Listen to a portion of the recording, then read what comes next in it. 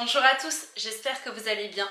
Aujourd'hui je vous retrouve pour une vidéo qui va être un petit peu particulière puisque c'est une vidéo de couture en duo avec Camille et Canouche. Alors, qui est Camille et qui est Canouche? Camille c'est la couturière et Canouche c'est son chat. Je vous recommande très fortement d'aller voir sa chaîne, je vous la mettrai dans la barre d'infos. C'est une fille qui coud des choses que je trouve très élégantes. Elle a fait la robe Casablanca de How to Do Fashion en rouge, c'était à tomber. Elle a un phrasé qui est très un peu pince sans rire et j'aime beaucoup. Elle me fait beaucoup rire et en même temps elle coud des petites merveilles. Et puis elle a une ambiance très particulière. J'aime beaucoup ses vidéos et quand je lui ai proposé une vidéo en duo, elle a accepté et j'ai trouvé ça génial. Voilà. Donc on va faire une petite vidéo en duo qui j'espère vous plaira de mon côté et vous plaira aussi du sien puisqu'il est évident que vous avez déjà vu ou vous irez voir sa vidéo ensuite. Nous avons choisi de faire un tissu en commun. Donc elle avait présenté dans un de ses hauls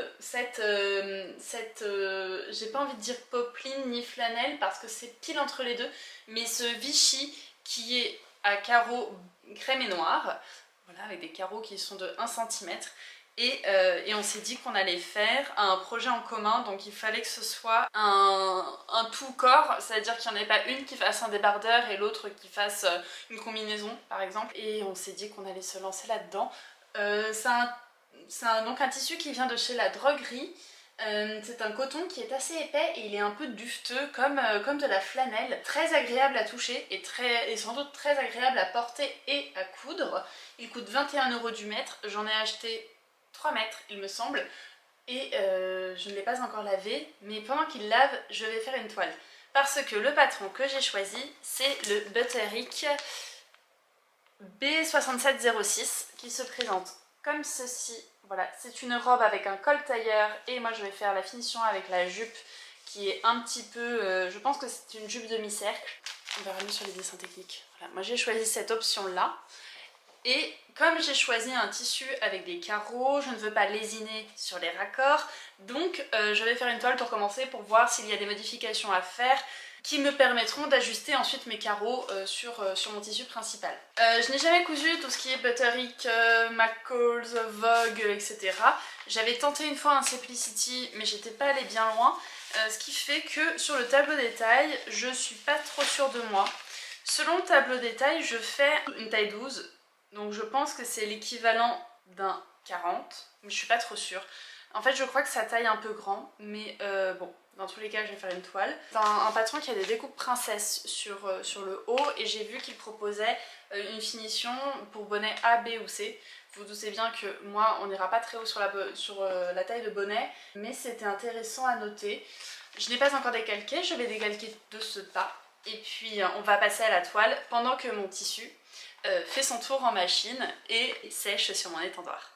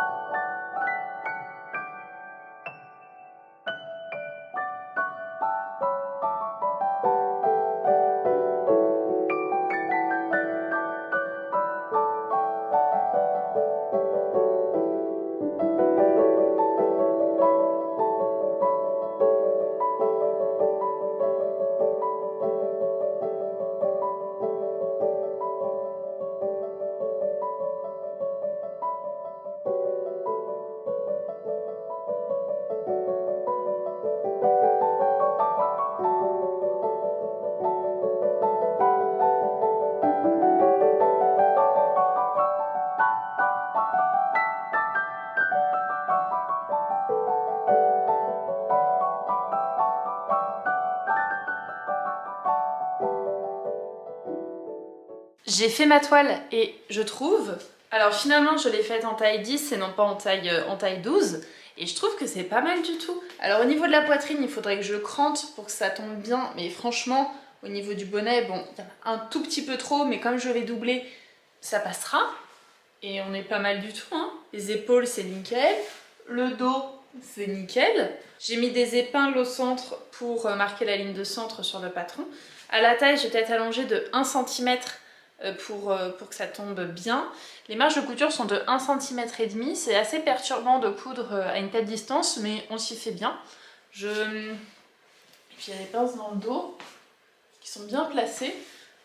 Non, c'est nickel. Alors juste, là j'ai cousu. Sachez que normalement c'est un zip qu'on met sur le côté. C'est la première fois que je vais mettre un zip sur le côté d'ailleurs.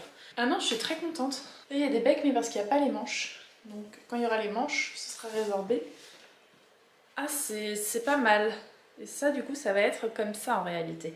Le col va être plus quelque chose dans ce style. Non, j'aime bien. J'aime bien. Je vais détendre mon tissu et on va passer à la découpe du tissu principal.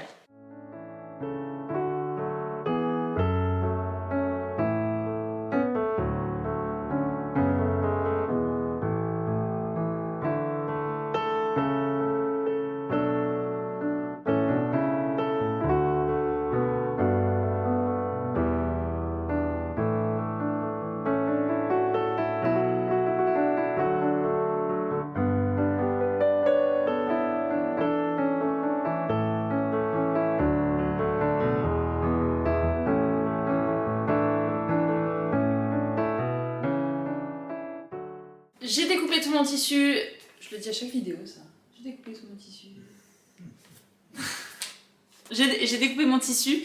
Cependant, sur le dos du patron, il disait que pour ma taille, il fallait environ 2,20 m dans une laisse d'1,50 m. Mon tissu est une laisse de bien 1,50 m, je crois même 1,55 m.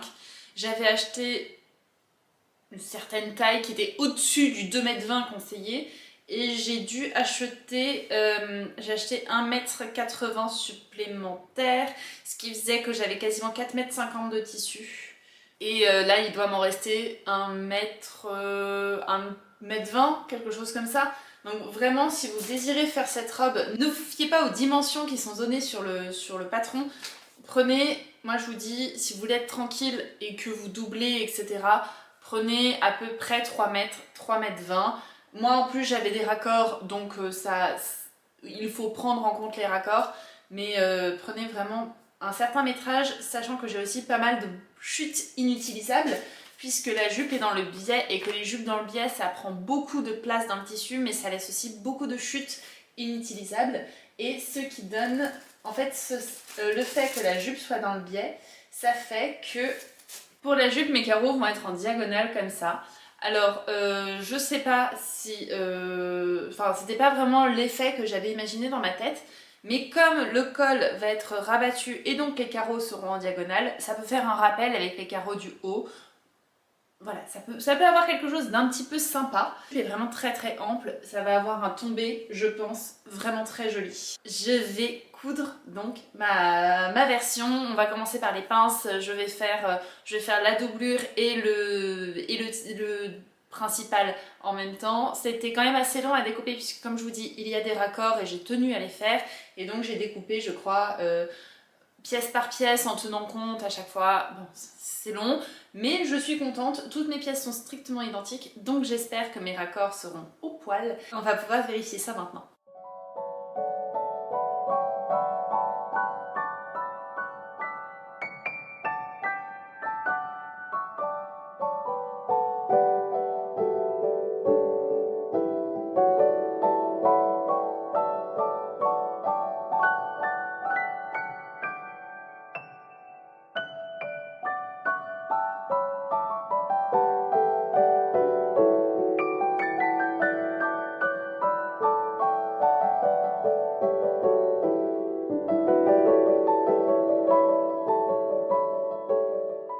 Si je vous dis qu'il est 14 h, vous me croyez ou...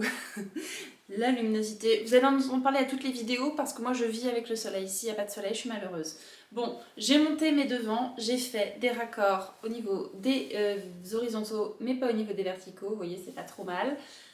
Sur les découpes princesses, ça donne ça.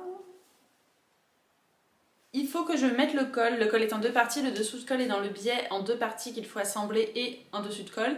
Cependant, il n'y a aucun cran en fait pour fixer le col, donc c'est un peu à la one again. J'imagine que ça se compile ici, j'imagine, mais j'en suis pas sûre. Donc le col, les manches, et puis après il y aura la jupe à mettre. J'ai un peu un doute, en fait je n'ai jamais fait ça, de mettre un haut boutonné en 2 parties avec une jupe en une seule partie. J'ai également laissé le côté ouvert pour le zip, comme je vous ai dit, je n'en ai jamais mis sur le côté, donc ça va être beaucoup de découvertes pour moi dans cette vidéo, ça va être très sympa. Je pense que pour tous les autres plans de la vidéo, malheureusement, il fera nuit, travail oblige, donc je vais désormais devoir filmer et coudre de nuit, à mon grand désespoir. Mais j'espère que ça rendra quelque chose de sympa au final. On se retrouve un peu plus tard.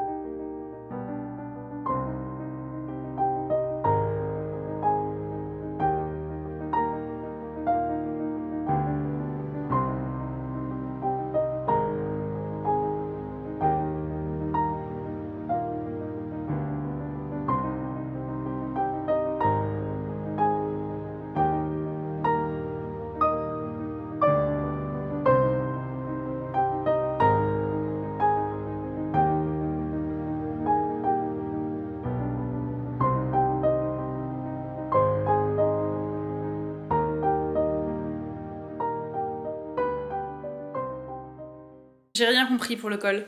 En fait, il y a des arrondis, des angles. Je crois que je vois l'idée, mais la pratique ne suit absolument pas. Bon, c'est pas grave. Dans tous les cas, regardez, dans le dos, sur le col, j'ai fait des raccords avec le dos. Oui, on adore, on est fan. Là, oui, parfait. Mais alors, franchement, le truc ici, c'est une pointe. À l'intérieur, une pointe dans l'autre sens. Je n'ai rien compris à comment il fallait faire. Vraiment rien. Donc, si jamais quelqu'un voit cette vidéo et a déjà fait ce patron et a su comment faire, je suis preneuse.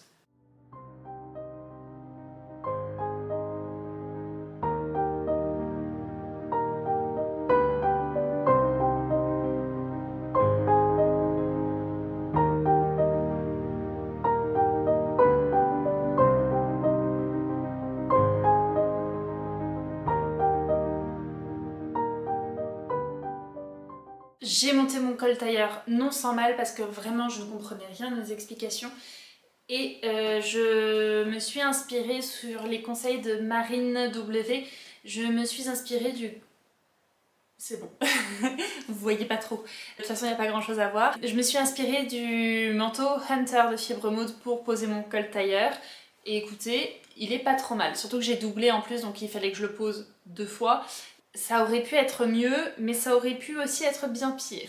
On va partir de ce constat-là. Vu comme ça fait très chemise de cow-boy, hein. Il manque les Santiago et le lasso et on s'y croirait. Mais j'aime bien le rendu. En fait, je trouve que c'est un côté faussement new look de Dior. Bon, avec ici en diagonale. Il y a un côté un peu rétro-moderne que j'aime bien, comme le fait souvent Pauline BZK.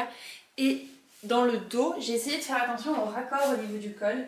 Alors, je vais découvrir au montage si c'est réussi ou pas, parce que forcément quand tu poses à plat, ça n'a rien à voir avec quand tu le portes.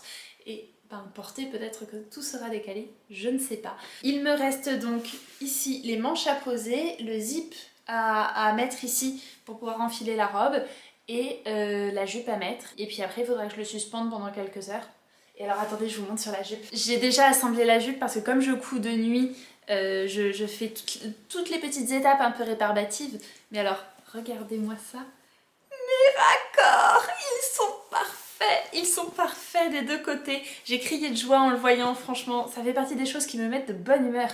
Et aussi, je me disais que comme la jupe est dans le biais, alors c'est du coton donc ça ne s'étend pas trop, mais comme la jupe est dans le biais, il faudra peut-être que je mette un petit peu de thermocollant ici sur le bord, au niveau du zip invisible, pour éviter que ça se vague sur le zip invisible. Je vais tester ça, je vous dirai si ça fonctionne. Et puis, bah, c'est parti, on continue.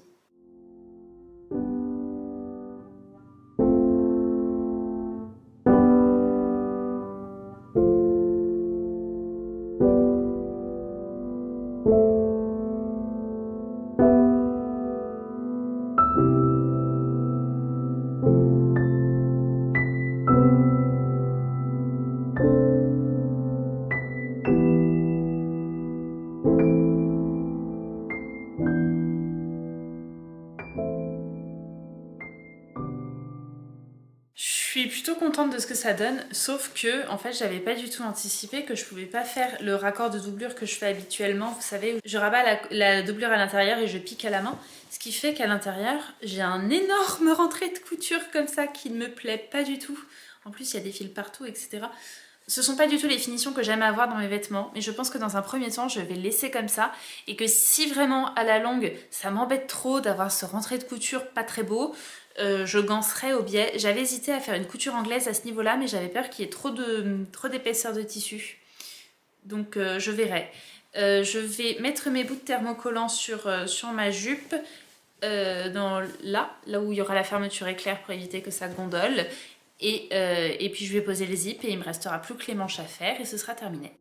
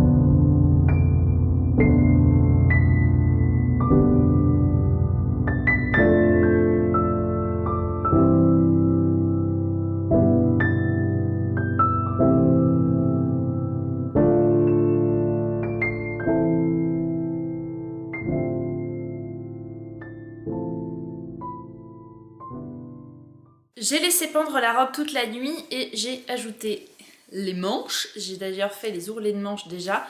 Comme vous pouvez voir, quand c'est pas doublé, mais le résultat, moi je le trouve pas beau. J'aime pas du tout. Je suis pas habituée à faire des résultats comme ça. Bon, peu importe. On ferme le zip. Ni vu ni connu. Je vais faire mes boutonnières et mettre mes boutons. Comme boutons, j'ai choisi ceux-ci. Ils viennent de la droguerie également et je trouvais qu'ils se mariaient bien avec le tissu. Voilà, je crois qu'ils font 2 cm d'épaisseur, peut-être un peu moins. Oui, c'est ça, ils sont à 2 cm. Donc je vais faire mes boutonnières, mettre mes boutons, et puis je passerai à l'ourlet, et on passe au résultat porté.